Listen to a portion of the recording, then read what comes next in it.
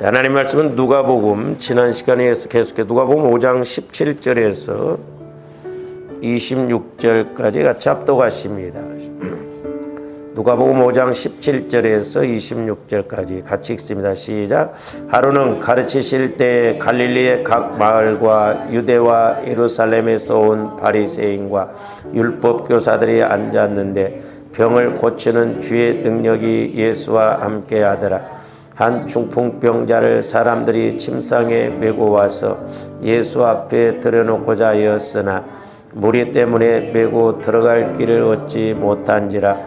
지붕에 올라가 기와를 벗기고 병자를 침상째 무리 가운데로 예수 앞에 달아내리니 예수께서 그들의 믿음을 보시고 이르시되 이 사람아 내 죄사함을 받았느니라 하시니 서기관과 바리새인들이 생각하여 이르되 이 신성 모독하는 자가 누구냐 오직 하나님 외에 누가 능히 죄를 사하겠느냐.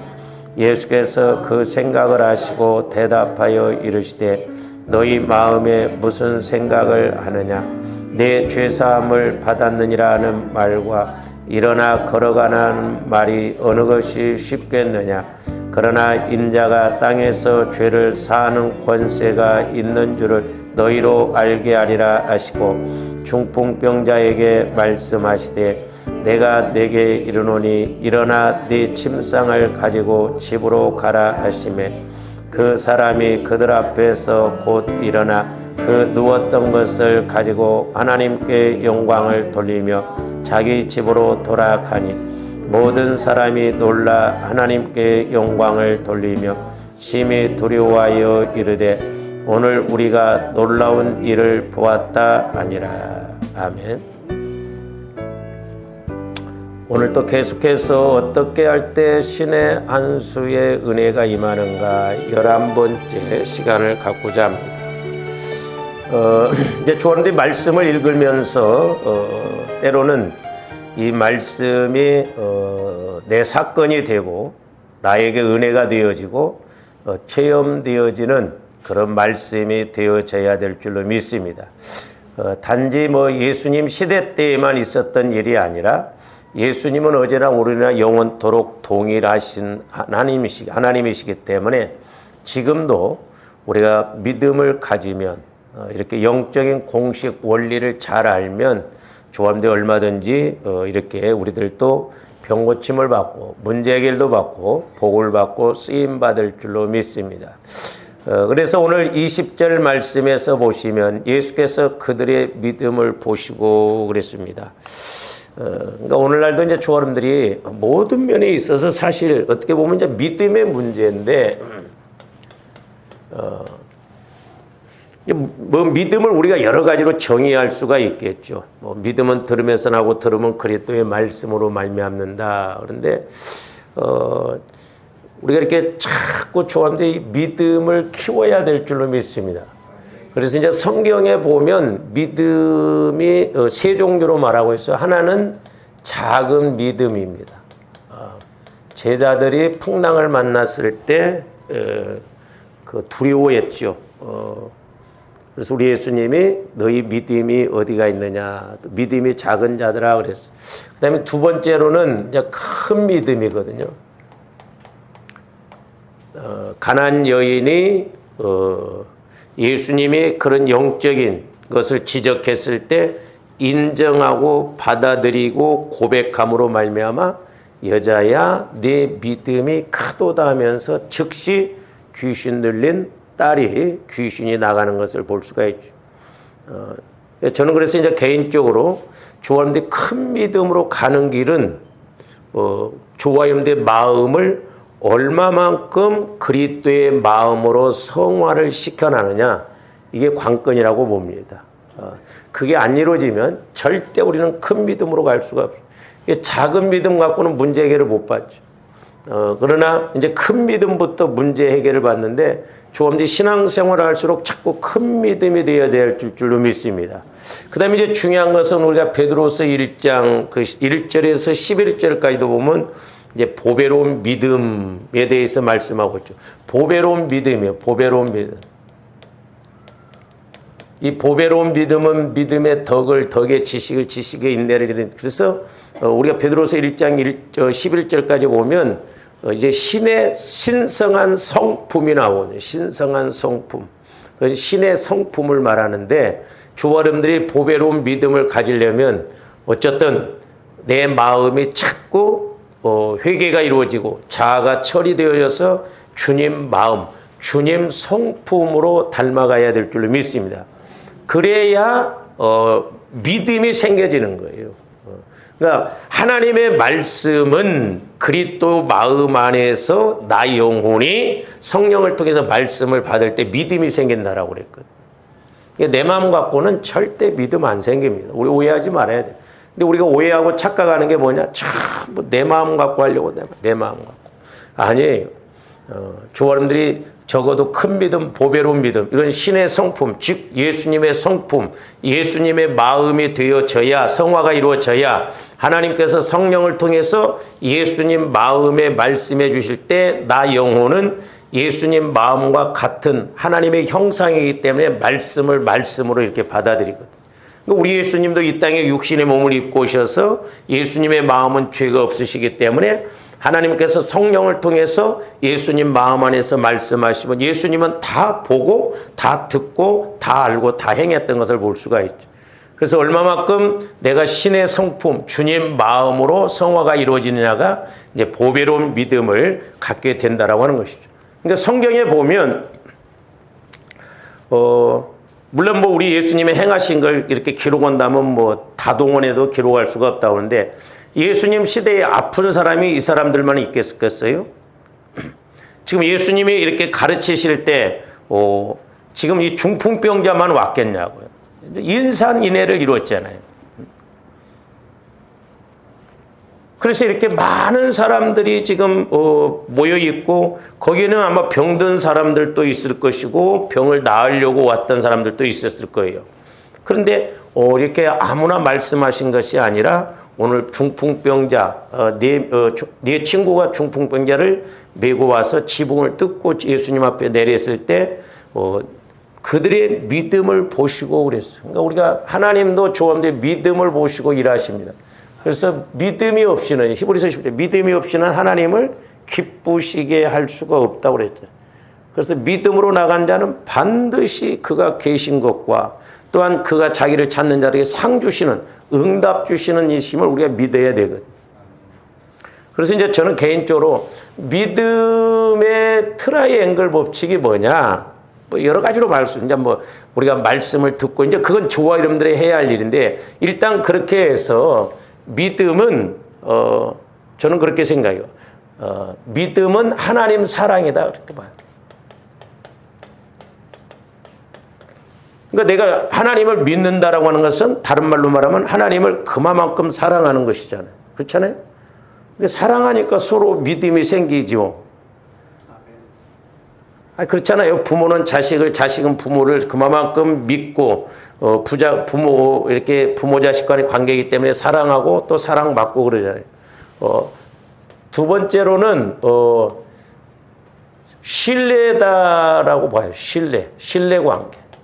하나님을 얼마만큼 조함대 신뢰하느냐. 조함대 하나님을 그만큼 신뢰를 못하면 하나님께 안 나오죠. 그렇죠? 아니 조함들이 내가 하나님을 그만큼 신뢰하고 하나님과 내가 이렇게 세상에서 그렇잖아요. 내가 어떤 사람을 알아. 근데 그 사람과 나하고는 절친한 관계예요. 아주 서로 신뢰하는 관계예요. 내가 어떤 것을 부탁해도 들어주고 또한 그 사람이 나한테 어떤 것을 부탁해도 내가 들어줄 관계예요. 그러면 말하겠어요? 안 하겠어요? 말하지. 찾아가겠어요? 안 찾아가겠어요? 찾아가지. 근데 우리가 예수님을 하나님을 전지전능하신 하나님이라고 말은 그렇게 하는데 그만큼 하나님을 신뢰하지 못하기 때문에 하나님을 믿지 못하기 때문에 기도를 안 하는 거예요. 그렇잖아요. 부모 자식 간에도 보면 어린아이들 보세요. 지네 부모라고 엄마라고 하면 띠를 써서라도 막 달라고 하잖아요. 왜? 그만큼 부모 자식 간의 관계, 신뢰 관계이기 때문에. 그 다음에 세 번째로는 확신 관계, 확신. 그러니까 여기 물론 하나님 사랑 관계 이렇게 이제 표기해도 되고 신뢰 관계, 확신 관계. 그러니까 조원들이 확신을 갖고 기도해야 될 줄로 믿습니다. 근데 우리는 두 마음 갖고 기도하거든요. 하나님 가는 귀 안 잡수셨어요. 물론 조원들이 부르짖는다는 것은 막 하나님이 못 들을까 봐서 막 하나님이 구말리 창천에 계신 분을 막 끌어당겨서 우리가 뭐 문제라는 게 아니라 확신. 사실 내가 속으로만 마음을 먹어도 이렇게 응답이 이루어지거든요. 이제 오늘 말씀을 못하겠습니다만 우리가 이제 그 누가복음 우리가 뒤에 가서 이제 보면요. 그 혈루증 여인이 그 야이로의 그 딸이 병들었을 때 와서 좀 고쳐달라고 하니까 예수님이 가는 도중에 그 틈새입니다. 틈새에 그 혈루증 여인이 18년 동안 다 해보고 안 되니까 길을 가는 상황 속에서 예수님 옷자락만 만져도 나을 것이라는 확신을 갖고 그 틈새에 예수님 옷자락을 만짐으로 나아버렸어요. 그 틈새에 가는 도중에. 그러니까 오늘날도 주 여러분들이 얼마만큼 내가 하나님과의 관계를 맺어서 확신을 갖느냐. 확신이 없으니까 우리가 믿고 기도를 안 하거든. 믿고 간구를 안 하는. 그러니까 조함들이 매사에 믿고 간구해야 될 줄로 믿습니다. 그러려면 조함들이 자꾸 성령 하나님을 통해서 말씀을 받아야 돼요. 말씀을 조명받아요. 믿음은 들으면서 하고 들으면 그리스도의 말씀. 그러니까 뭐 병에 대해서도 말씀을 받아보고 어떤 문제에 대해서도 말씀을 받아보고 또 이런 문제에 대해서도 말씀을 받아보고 우리가 어떤 면에서든지 성령 하나님을 통해서 말씀을 받으면 믿음이 생기잖아요. 그러니까 믿음이 있어야 저번에도 내가 말씀 받아서 이렇게 문제 해결을 받았다는 확신을 갖고 가게 되거든요. 이게 중요해요, 너무나. 그러니까 확신이 없으니까 우리가 근심하고 걱정하고 두려워하고 그러니까 이게 내 마음 갖고 하니까 그렇거든요. 그러니까 마귀는 철저하게 믿음을 못 키우게 한다 이 말이에요. 그래서 내 마음 갖고 가게 한다. 좀 더 이걸 회복해야 될 줄로 믿습니다. 그래서 이제 지난번에도 말씀을 드렸습니다마는 신의 한 수의 그 트라이앵글 법칙 우리가 이제 늘 어떤 면에서 삼각형 구도로 봐야 된다고 그래요. 신의 한 수의 트라이앵글 법칙은 이제 하나님과 나 사이의 관계, 다른 사람과의 관계에서 그랬죠. 하나는 믿음이라고 그랬어요. 믿음. 그렇죠?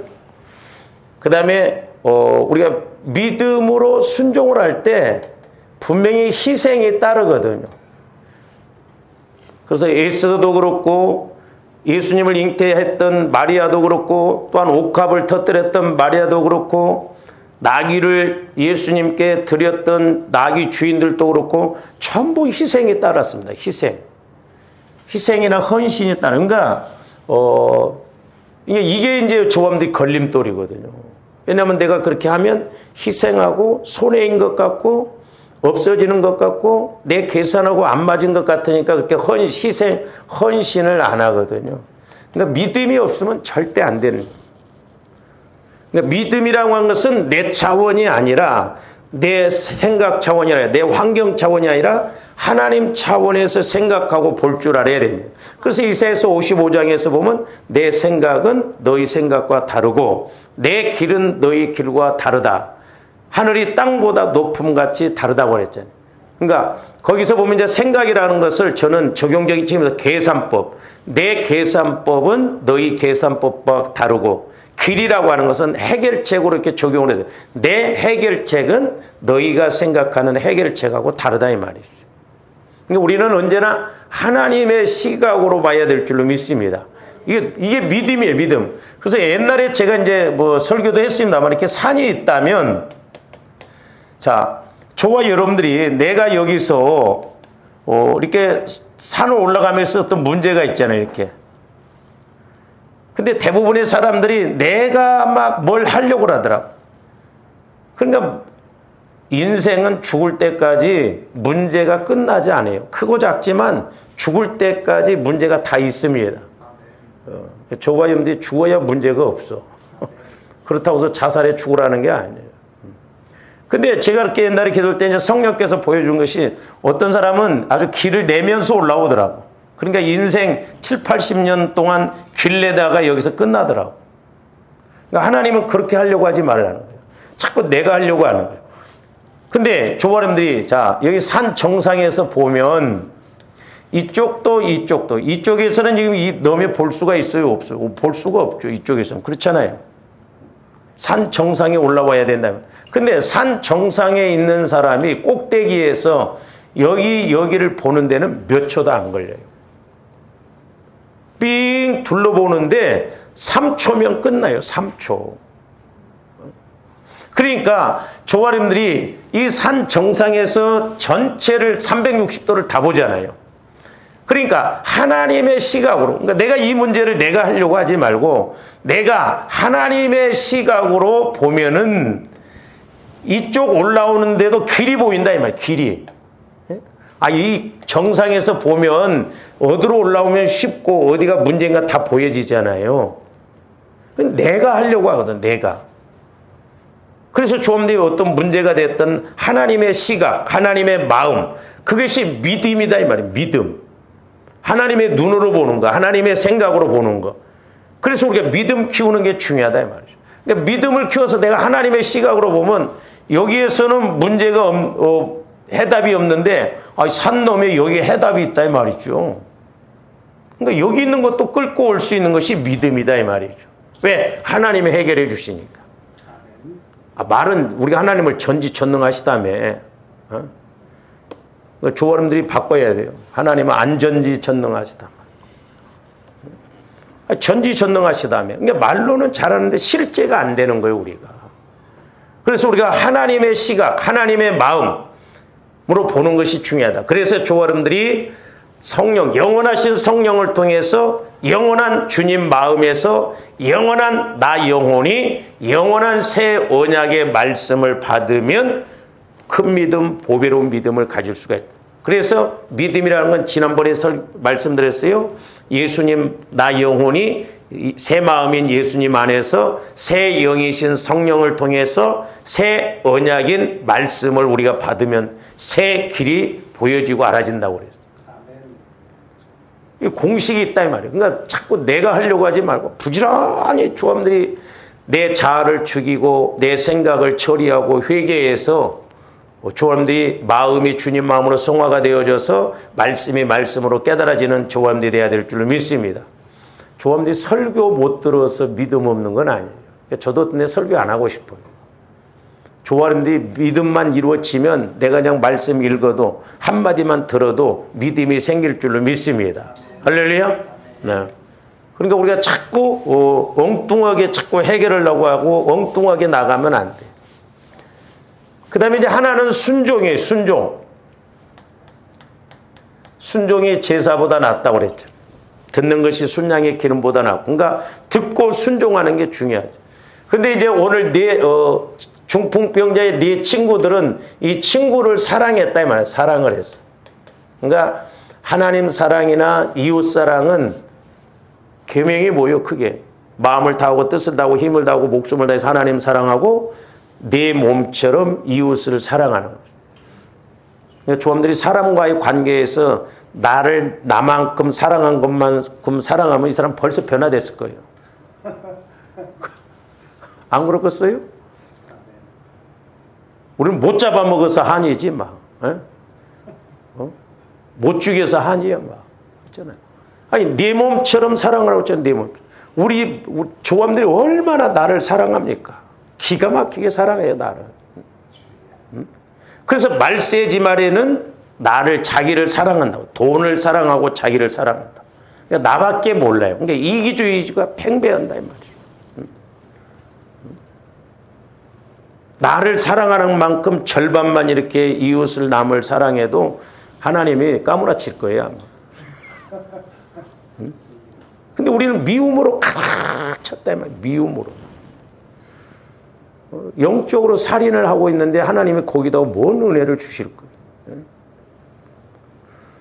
그러니까 저는 개인적으로 참 이 중풍병자도 대단하지만 이 중풍병자 친구를 또 데리고 예수님께 온 네 친구들도 대단하다. 그래서 지난번에 말씀드렸잖아요.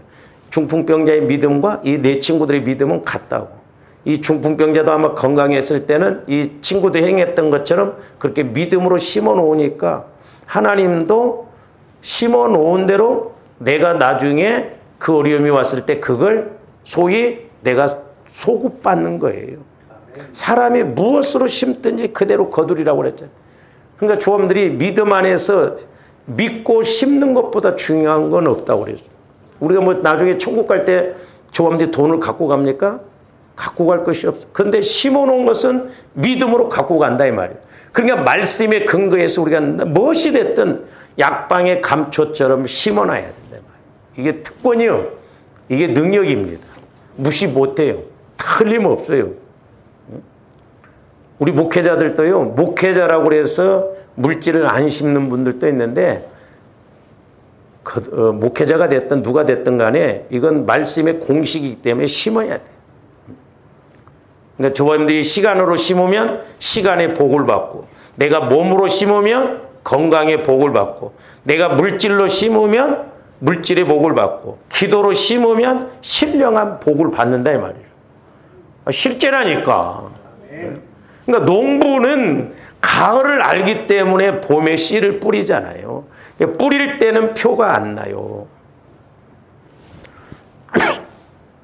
그러나 걷어들일 때는 한 대박 뿌리는 사람하고 한 가마니 뿌리는 사람은 분명히 차이가 난다 이 말이에요. 그러니까 제가 여러분들한테 그런 말 한다고 그러죠. 그럴 줄 몰랐냐고. 우리는 그 토끼 신앙 되면 안 돼요. 토끼 신앙 되면 안 돼. 느려도 꾸준히 이렇게 가야 돼요. 제가 때로는 목회자이지만 이렇게 목회자로서 목회자를 볼 때 자기들은 뭐 할 짓 다 해. 그리고 뭐 어려우면 어렵다고 뭐 후원해달라 도와달라 막 그러면 기분 나빠. 그렇게 되기까지 우리가 힘쓰고 애써야 되거든요. 그래서 조아름들이 다 깨어서 기도도 하고 틈만 있으면 우리가 하나님께 영광 돌리는 일이 뭔가 자꾸 몸이 됐든 시간이 됐든 심어야 돼.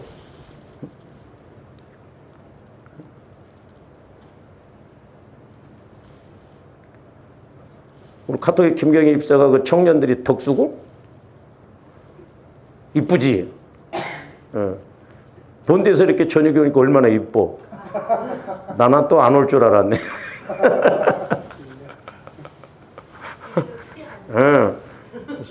그래서 만약에 오늘 안 오더라면 말로만 또 그 사람들 이쁘다고 하고 나도 이쁜 짓에. 그러니까 이게 지혜예요. 별거 아닌 것 같은데 별거라니까요. 그렇잖아요. 저도 그렇고 여러분들도 그렇고 제가 가끔 이렇게 보면 분명히 하나님께서 감동받을 뭐 헌신하고 이런 것도 이런 것이지만은 내가 진짜 힘들고 어려울 때 하나님을 감동시킬 수 있는 행동을 하면 하나님이 역사하신다 이 말이죠. 근데 우리는 환경 따라가고 형편 따라가고 처지 따라가거든요. 근데 우리는 그 역설적으로 하나님께서 일을 할 수 있는 그 역설적인 것을 자꾸 우리가 나가야 되거든요. 그러니까 그런 것들은 어떤 한 번이 하나님께서 일을 하시는 그런 은혜가 된다 이 말이에요. 제가 말씀드렸잖아요. 제가 물질 훈련 받을 때 세상에 그 애들 초등학교 1학년 때부터 그 세뱃돈 타고 그러면 이렇게 그 5만 원, 3만 원 그걸 모았는데 나중에 이제 저는 왜 모았냐면 중학교 들어가면 학원비라도 좀 되려고 그랬는데 뭐 몇 년 모아봐도 뭐 그게 학원비 한 달치도 안 되더라고. 근데 어느 날 세상에 하나님께서 그걸 내놓으라고 그러더라고. 와, 그래서 내가 그때 하나님을 막 따졌거든. 그 롤라브레이드 그렇게 그때 한참 인기였을 때 그거 하나 사달라고 해도 내가 3만 원짜리 안 사줬는데 하나님은 그때 한 30만 원인가 얼마인가 이렇게 모아졌는데 그걸 드리라는 거예요. 그래서 제가 오죽했으면 하나님 앞에 그러면 3만 원 빼고 드리겠다고 했어. 놀라브레이드 값을 빼고 드리겠다고 했어. 하도 내가 막 하나님 앞에 화가 나더라. 그러니까 여러분들이 때로는 하나님 앞에 막 따지도 하나님은 받아들여요. 그러니까 사람을 막 욕하지 말고 원망하지 말고 막 하나님 앞에 막 그러니까 조원들이 교제를 이렇게 하면서 하나님과 교제를 하면서 성질나면 그때 말하면 하나님은 대답하셔. 이루 주신다니까요. 막 다윗도 시편 보세요. 그래서 제가 하나님 세상에 빼낼 것이 없어서 그런 걸 빼냅니까? 그런 걸 달라고 합니까? 그래서 롤러브레이드 3만 원 그때 그거 빼고 좀 드리겠습니다. 아니에요 그러더라고. 다 내놓으라. 그래서 제가 다 드렸죠. 그래봐야 그 학원비 한 달치도 안 되는데 하나님은 더 멋지게 일하시더라고요. 그래서 지금도 이렇게 가끔 제가 기도하면서 하나님께서도 물질적인 문제 이런 것을 은혜를 주시면 하나님 제가 심은 것도 없는데 이렇게 하나님은 그때 내가 소위 말해서 하나님은 울거잡수시더라고. 작은 것인데 그러니까 하나님도 한 번 믿으면 영원히 믿어. 하나님도 한 번 딱 신뢰를 주시면요 믿더라고.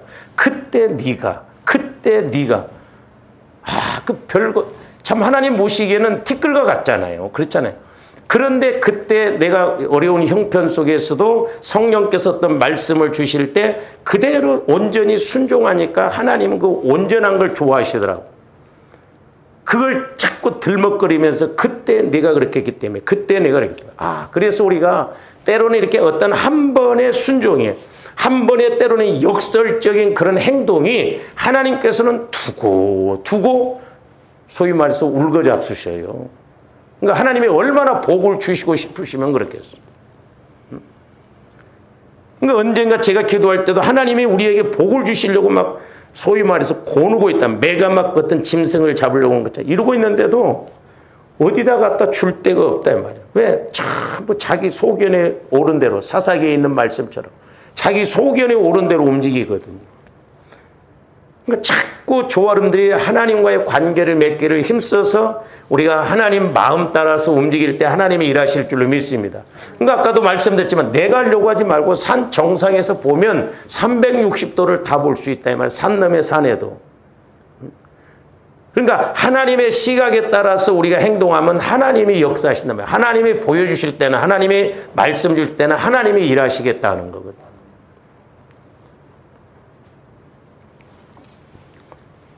그래서 우리가 하나님과의 관계에서는 믿음, 희생, 순종 또한 사람과의 관계에서도 물론 믿음이지만 그 사람을 사랑하고 그 사람을 위해서 희생하고 순종할 때 하나님이 역사하실 줄로 믿습니다. 나중에 뒤에 가서 이제 나와요. 하나님과의 관계. 우리가 그 용사에 대해서도 배우잖아요. 주일 오후에. 기도원을 위하고 하나님을 위하고 기도원을 위해서.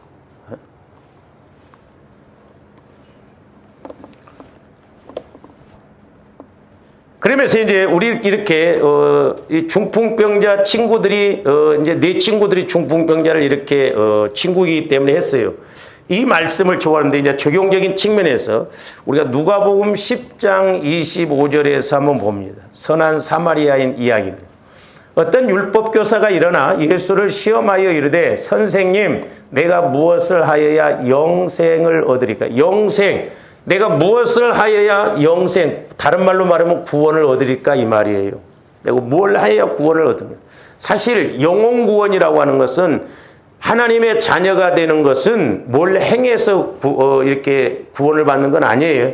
그러니까 우리가 이렇게 구원의 세 과정을 잘 해야 하는데 우리 한국교회가 이 구분이 잘 안 돼요. 우리 목사님들이 이걸 가르쳐줘야 되는데 자, 영혼 구원, 성화 구원, 영화 구원. 예수 그리스도 안에서 시제상으로 이렇게 세 과정으로 세 번 구원받는 게 아니에요. 그래서 제가 쉽게 설명하기 위해서 어린아이가 태어났으면 성장해야 된다 이 말이에요. 내가 영혼이 구원받은 건 태어난 거예요. 하나님의 자녀. 그러면 이제 성장해야죠. 성장해서 할 일을 자함으로 말하면 우리 예수님 재림하실 때 이제 내가 영화 구원, 상급, 예수님과 함께 천년왕국에 들어가서 상급 받는 것인데 죄송해요. 이 구원의 세 과정이 돼. 또 이렇게 이단이 잘못된 구원파가 한 번 구원 받으면 회개할 필요도 없다. 엉뚱하게 이렇게 잘못 가르치는데 조함들이 이걸 너무 중요해. 이게 구원의 세 과정을 제대로 알아요. 그러니까 영혼 구원은 행위로 받는 게 아니에요.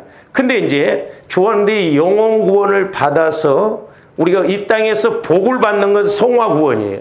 내가 얼마만큼 주님 마음으로 행하고 나갔냐가 이 땅에서의 복이 결정되어지고 은혜가 결정되어지고 하나님 앞에 가서 상급이 결정되어지거든요. 근데 이제 가끔 어떤 목사님들이 이 행함에 대해서 강조를 많이 하는 것은 은혜 받고 또한 하나님 앞에서 상급받도록 그렇게 이야기를 하는 것인데 행위 구원이라고 자꾸 그렇게 그냥 비판을 하고 온다 이 말이에요. 행위로 구원받는 거 아니에요.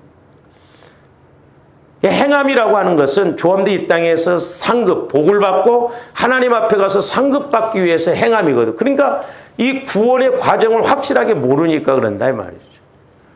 그러니까 야고보서에 있는 행함이 없는 믿음을 죽은 믿음이라는 것을 영혼 구원에다 초점을 맞춘다 이 말이에요. 그러니까 행함으로 구원받느냐? 아니에요.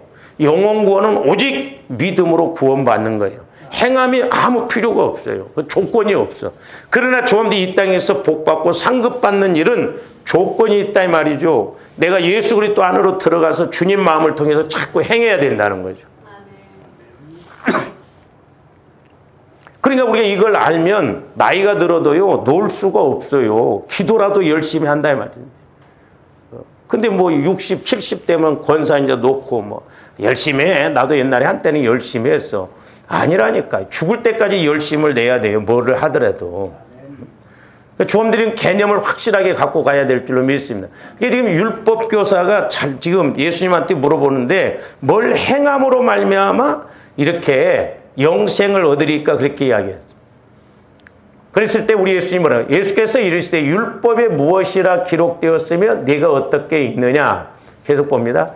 대답하여 이르되 네 마음을 다하며 목숨을 다하며 힘을 다하며 뜻을 다하여 주 너의 하나님을 사랑하고 알기는 잘하라. 계명에 대해서 율법교사 확실하게 대답을 잘하잖아요. 또 하나는 뭐예요? 또한 내 이웃을 내 자신과 같이 사랑하라 하였나이다. 마태복음에서 보면 저게 율법이요 선지자라고. 그러니까 하나님 사랑, 이웃 사랑이 이루어지면 이 사람은 사실 믿음 생활 온전하게 한 거예요. 온전하게 한 것입니다. 그러면 우리 예수님이 인정하잖아요. 예수께서 이르시되 네 대답이 옳도다. 이를 행하라. 그리하면 살리라. 그러니까 저와 여러분들이 하나님 사랑, 이웃 사랑은 내가 영원히 구원받고 이제 그 구원받은 것을 전제로 해서 내가 이 땅에서 복을 받고 또한 하나님 앞에서 상을 받기 위해서는 하나님 사랑, 이웃 사랑이 있어야 된다는 거예요. 요한일서에서도 보면 눈에 보이는 형제를 사랑하지 못하고 어떻게 눈에 안 보이는 하나님을 사랑하냐는 거예요. 그러니까 하나님은 장차 우리가 마태복음 25장에서도 보면 양과 염소의 그 심판은 가난한 자를 얼마나 도왔냐 그게 아니라 하나님 사랑으로 얼마만큼 행했느냐에 따라서 심판이 있을 거예요. 그러니까 하나님은 심판할 때 우리가 하나님 앞에 뭐 했습니다 했을 때 그게 아니라 네가 얼마만큼 내 이웃을 사랑했느냐 그걸로 아마 심판할 거예요. 계속 봅니다. 그 사람이 자기를 옳게 보이려고 예수께 여짜오되 그러면 내 이웃이 누구니까? 그러니까 내 이웃을 네 자신처럼 네 몸처럼 사랑하라니까 율법사가 이제 또 하나님 예수님을 테스트하기 위해서 그러면 내 이웃이 누구니까 그렇게 질문을 해요. 그러니까 예수님이 뭐라고 합니까? 예수께서 대답하여 이르시되 어떤 사람이 예루살렘에서 여리고로 내려가다가 강도를 만나매 강도들이 그 옷을 벗기고 때려 거의 죽은 것을 지금 저 유대인이에요. 유대인이 예루살렘으로 가다가 여리고에서 강도를 만났어. 가서 옷을 벗기고 때려서 거의 죽게 됐다 이 말이죠. 근데 마침 한 제사장이 그 길로 내려가다가 그를 보고 피하여 지나고 제사장 하나님을 섬기는 제사장 물론 뭐 당시에 시신을 만지면 안 된다라는 그런 것에 의해서 그냥 지나쳤다. 그러니까 우리가 육신적으로 어떤 율법주의적으로 그렇게 그러니까 목회자인 저도 참 어떤 때는 부끄럽고 창피스러워요. 왜? 말로는 설교를 많이 하는데 실제로는 그렇게 못할 때가 많다 이 말이죠. 그래서 조가림들이 나중에 천국 가면 뭐만 천국 간다? 입술만 간다 이 말. 하나님이 너 필요 없고 네 입술만 똑똑 떼가지고 네, 말로는 막 우리가 믿습니다 막 사랑합니다 하니까 자는 입만 떼갖고 오라고 그러라. 다른 거는 못 오게 하고. 나중에 천국 가면 이거 누입이냐? 저 쓰레기통에다 집어넣어 버리란 말이에요. 그러니까 제사장도, 하나님을 그렇게 섬기는 제사장도, 저런 율법을 가르쳤던 제사장도, 하나님 사랑, 이웃 사랑을 가르쳤던 제사장도 그냥 지나가고, 그 다음에 또 봅니다. 또 이와 같이 레위인도, 자, 예수 믿는 저와 여러분들도 이르러 그를 보고 피하여 지나가되 그랬어요. 그러니까 이제 저와 여러분들이 때로는 신앙생활 할 때 내 마음에 전혀 안 맞고 그럴지라도 하여튼 조심해요. 조심해서, 하여튼, 어찌하라. 예수님이 저 사람을 통해서 나를 테스트하고 지금 나를 달아볼지. 그리고 온전하게는 못한이라도 흉내는 내야 돼, 나중에. 그러니까 조합니다. 그래야 우리가 면책을 받을 거 아니에요. 그런데 이렇게 유대인들이 다 피해갔어요. 자기 동족이 이렇게 어려움을 겪고 있으면서. 그럴 때 33절 어떤 사마리아 사람은 당시에 그 유대인들 율법사들이 개취급, 사람으로 취급도 안 했던 사람들이에요. 이방인 취급인, 상종도 안 했어. 대화도 안 했던 사람들이에요. 어떤 사마리아 사람이 여행하는 중 거기 이르러 그를 보고 불쌍히 여겨 가까이 가서 기름과 포도주를 그 상처에 붓고 싸매고 자기 짐승에 태워 주막으로 데리고 가서 돌보아 주니라. 계속 봅니다. 그 이튿날 그가 주막 주인에게 데나리온 둘을 내어주며 이르되 이 사람을 돌보아 주라. 비용이 더 들면 내가 돌아올 때에 갚으리라. 데려다 준 것만 해도 다행인데 비용이 두 데나리온을 주면서 내일 내가 다시 돌아올 때 비용이 더 들어가면 더 주겠다. 유대인, 당시 그 유대인들이, 히브리인들이 개 취급했던 사마리아인은 이렇게 지금 돌보고 있다 이 말이죠. 그러면서 우리 예수님은 네 생각에는 이 세 사람 중에 누가 강도 만난 자의 이웃이 되겠느냐? 참, 저기 37절 보세요. 이르되 자비를. 그러니까 이 율법사들이 사마리아인입니다. 이렇게 말도 안 해. 왜? 당시에는 사마리아인이라고 상종도 안 오고 개취급을 했으니까 사마리아인이라고 말을 않고 비껴서 자비를 베푸는 자이다. 이렇게 말을 합니다. 그러니까 얼마나 이 사람들이 편협되게 지금 예수님 마음과 동떨어진 지금 신앙생활을 하고 있는지를 알 수가 있죠. 사마리아인이라고도 입에서조차 말을 안 한다니까요. 예수께서 이르시되 가서 너도 이와 같이 하라. 저기 보면 자비를 베푼 자이다. 자비. 이 자비라는 단어가 참 귀한 것인데 불교에서 많이 써요 이거. 예? 사실 우리 기독교에서 많이 써야 할 용어예요. 이 자비라고 하는 것은 사전적인 의미는 뭐냐면 크게 사랑하고 가엾게 여긴다 이 말이에요. 근데 이제 오늘 아까 저 누가복음 10장에 있는 말씀은 뭐냐면 불쌍한 자와 고통받는 자를 향하여 그들을 구제하고자 하는 그런 친절한 마음이요.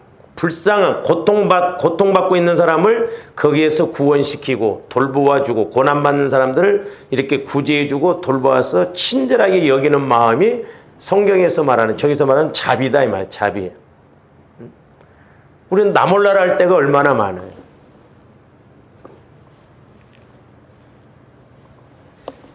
참 저도 부끄럽습니다만 이제 이렇게 우리 목사님들 중에 장애인들 또 이렇게 뭐 어르신들 막 이렇게 그런 분들을 섬기는 사람들은 하나님이 보면 보편적으로 복을 주시더라고요. 보편적으로. 뭐 자녀가 잘 되게 한다든지 아니면 물질로 복을 주신다든지 주셔. 왜? 남이 하기 싫어한 걸 하기 때문에 그렇다. 우리 지방에도 보면 그 장애인을 이렇게 하는 그 목사님인데 성격은 아주 보통이 아니에요. 근데도 하나님은 복을 주시더라. 자비를 베푼 거예요. 어쨌든 그랬던 저랬던 간에 그들을 돌보니 있기 때문에 하나님이 이렇게 복을 주시는 것을 볼 수 있습니다. 그래서 마태복음 12장 7절에 보면 나는 자비를 원하고 제사를 원하지 아니한다는 뜻을 알라고 그래요. 자비를 원하고 제사를 원하지 않는다. 근데 호세아서 6장 6절에서는 똑같은 그 말씀이에요. 호세아서 6장 6절 말씀을 인용한 말씀인데 나는 인애를 원하고 제사를 원자. 그러니까 자비와 인애는 같은 말이에요. 자비와 사랑은 같은 말이에요. 그러니까 이렇게 크게 사랑하고 불쌍한 사람들, 어려운 사람들을 궁일이 여겨주고 이렇게 그들을 그 불쌍한 가운데서 어려움 가운데 있는 자를 지금 강도 만난 자를 이렇게 데리고 와서 치료시켜주고 그를 돌보아주는 것을 말한다 이 말입니다. 그러니까 이런 한 번의 어떤 순종이 이런 사랑이 하나님이 조원에게 평생 은혜를 주실 줄로 믿습니다. 할렐루야. 그래서 아까도 이제 신의 한 수의 이렇게 트라이앵글 법칙은 믿음과 사랑과 희생과 이렇게 순종이다 그랬는데 잘 보세요. 그러니까 중풍병자를 데리고 왔던 이 네 친구들도 보면 첫 번째가 뭐예요? 동행하고 보살펴 주죠. 지금 이 사마리아인이 여리고에서 강도 만난 자를 지금 자기 나귀 위에 태워서 주막으로 데리고 오잖아요. 동행해주고 보살펴줍니다. 돈이 더 들어가면 주겠다. 아무 상관도 없고 어떻게 보면 사마리아인 입장에서 보면 유대인들한테 무시를 당하니까 주원들 같은 뭐라고 했어요. 나를 힘들게 하고 막 그러면 너는 대저도 싸다. 그러지 않겠냐 이 말이죠. 너는 그렇게 당해도 싸다. 네가 나를 그렇게 힘들게 하더만. 그래서 저도 이제 이렇게 신앙생활하다가 옛날에 좀 나가시는 분들, 우리 목사님들이 나갈 때 그 성도들이 막 그러니까 막 어떤 데는 악심을 품거든요. 막 우리 교회 안 다니면 막 저주받는다. 우리 교회 나가봐라 저주받는다. 절대 그런 데 속지 마세요. 예. 그럼 뭐 나간 사람 다 줘. 그래서 저는 때로는 상처잖아요, 저도. 그래서 나감과 동시에 제가 마음을 그냥 그것으로 딱 끝내버립니다. 그래야 내가 상처를 덜 받지요. 세상에 그럴 수가 있어. 뭐 어쩔 수 하다 보면 마귀가 자꾸 그렇게 해서 더 하거든요. 하나님의 뜻이겠지. 그리고 거기서 마음을 해서 상처를 받지 말아야 돼요. 그러니까 여러분들이 때로는 뭐 이렇게 나를 잘해주고 나하고 가까운 사람이 그러니까 조심해야 돼요. 교회에서 보면 아주 친하다가 보면 영적으로 친해야 되는데 육신적으로 친하면 나중에 보면 원수되어 있습니다. 보면 그 희한해요. 언제는 죽고 못 살 것처럼 막 그러더만 막 원수가 되어 있다 이 말이죠. 제가 전도사 시절 때 거기 집사님 부부가 다른 교회에서 신앙생활도 우리 교회로 이렇게 제가 다니는 교회로 왔는데 얼마나 처음에 열심히 했는데 처음에 제가 갔을 때도 전도사님이 입이 대빨 나와 있더라고. 그래서 뭔 전도사가 저렇게 입이 대빨 나와 있는가. 제가 한 3개월 있어 보니까 대빨 나오게끔 돼 있더라고. 목사님이 어떻게 강대상에서 깨버린지 저도 마이까했습니다. 저도.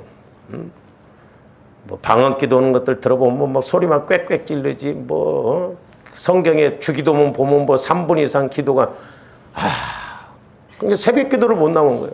못 나온 게 안 나올 수는 없고 나와서 딱 5분 오고 갑니다. 왜? 길게 했다가는 또 그래 이제 학교 가서 수업을 마치고 하죠. 그때 나오고 이제 그 처남이 있었는데 이 처남도 어떻게 까댄지 몰라 막 목사님. 이제 처남이라 그래도 막 대들어 따져. 그러니까 목사님이 어디 세미나 갔다 하면 이 전도사는 준비하고 있어. 갔다 와서 또 뭘로 깔지.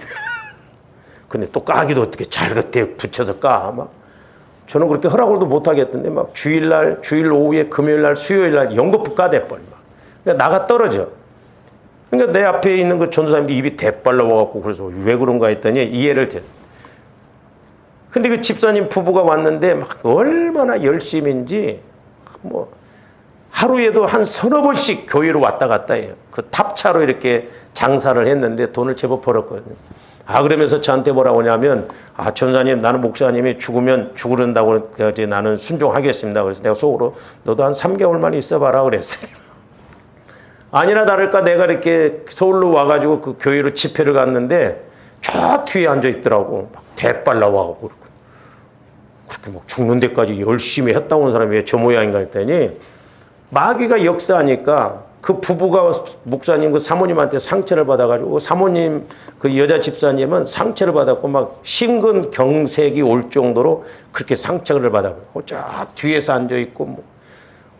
그래서 제가 이렇게 설교를 하는데도 은혜를 못 받아. 뺐다. 그래서 너 그러냐? 이틀까지만 내가 봐준다. 그래서 만약에 3일째 그러고 있으면 내가 개인적으로 불러드려서 그래. 그러더만 이틀째부터 깨지더라고. 나중에 내가 이렇게 간접적으로 물어봤더니 상처받아갖고 막 그랬다는 거예요. 그래서 제가 마지막 날 사모님하고 이 여자 집사님하고 따로 불러서 서로 껴안으라고 했어. 사랑한다고 그랬더니 이 집사님이 껴안는 순간 거기에서 병이 나아버렸어요. 그러니까 절대 사람과의 관계에서 맺힌 것이 있으면 안 됩니다. 풀어야 돼요. 우리 맺힌 것을. 그러니까 우리 예수님도 예물을 제단에 드리다가 원망 들을 만한 말이 있으면 가서 화해를 하고 와서 드리라고 그러잖아요. 왜냐하면 미운 마음이 있으면 성령께서 역사를 못 하셔요. 복을 못 받아요. 그래서 최고의 복수는 뭐다? 용서라는 거예요. 역설적이잖아요. 최고의 복수는 용서예요. 그건 나를 위해서 용서하는 거예요. 그러니까 내 마음 갖고는 안 되기 때문에 주님 마음으로 주님 사랑으로 무장을 하면 그래도 흉내라도 된다 이 말이죠. 그러니까 하나님께서 조함되게 어떤 사랑의 은혜를 특별히 더 주셔서 쓰시려고 하면 미운 사람이 그렇게 많습니다. 다 죽일 놈들이요. 다 죽일 년들이고. 내 마음에 드는 것들이 하나도 없어. 근데 역설적으로 보면 내가 하나님 사랑을 통해서 그렇게 네 사랑으로 변화를 시키라 이 말이야. 내 사랑을 통해서 네가. 그러니까 자비를 베푼다 이 말은 같이 사랑한다 이 말이야. 사랑. 네 몸처럼 사랑하라 이 말이죠. 그러니까 이 사마리아 사람은 원수지간임에도 불구하고 오히려 유대인을 그렇게 사랑했다 이 말이죠. 그러니까 제사장이나 뇌인들은 아이고 인간 같지도 않는 것들 저 사마리아인들 걔만 또 지금 잘됐다 그렇게 생각하는데 사마리아인은 오히려 거꾸로 그렇게 행동하는 걸 볼 수가 있고. 그 다음에 두 번째로는 상황과 환경을 뛰어넘잖아요. 지금 이 사마리아인은 자기 상황과 환경 아니 지금 사마리아인 자기를 원수같이 여기는 사람한테 뭘 그렇게 할 필요가 뭐 있어. 그냥 지나가도 오히려 뜨면서 사마리아는 아무런 문제가 없어요. 그렇잖아요. 오히려 유대인들은 하나님을 믿고 뇌인들도 하나님을 믿기 때문에 율법에 따라서 그렇게 해야 되는데 이 사마리아인들은 그럴 필요가 없음에도 불구하고 오히려 이렇게 자비를 베풀었다 이 말이에요. 그래서 상황과 환경을 그래서 돈이 더 들어가면 내가 내일 다시 돌아오면서 주겠다. 저도 이제 요즘 이렇게 성경을 읽고 설교를 하면서 성경에서 기록된 사람들은 특별한 사람들이다. 이때 당시에도 병든 사람들도 많았을 것이고 막 나아보려고 하는 사람인데 여기 성경 이렇게 66권에 딱 채택된 사람들은 대단한 사람들.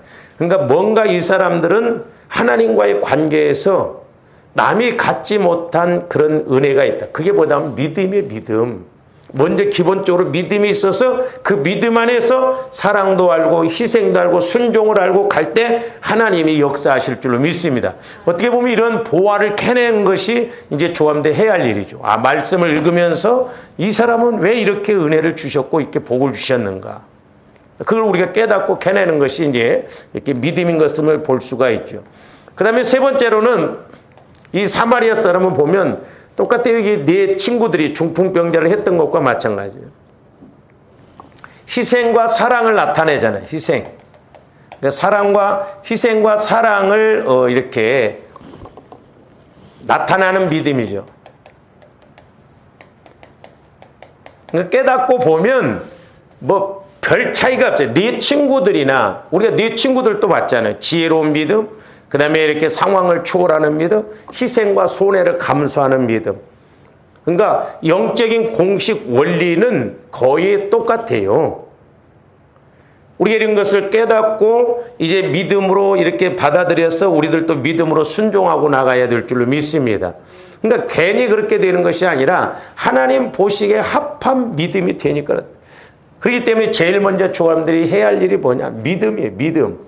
근데 우리가 믿음 키우는 거에 대해서는 사람들이 잘 이렇게 배우지를 않고 또 우리 한국교회가 믿음 키우는 것을 가르쳤어야 되는데 그걸 안 가르치다 보니까 거의가 내 마음 갖고 믿으려고 그래요. 내 마음. 믿음이라는 건 내 마음 갖고, 말씀이라는 것은 내 마음 갖고 믿어지는 게 아니에요. 주님 마음 안에서 나 영혼이 성령을 통해서 말씀을 받을 때 깨달아지고 믿어지고 체험이 이루어져서 그나마 하나님 시각에서 볼 줄 알고 생각하게 된다는 것이죠. 그러니까 완전히 조합들 바꿔야 돼, 바꿔.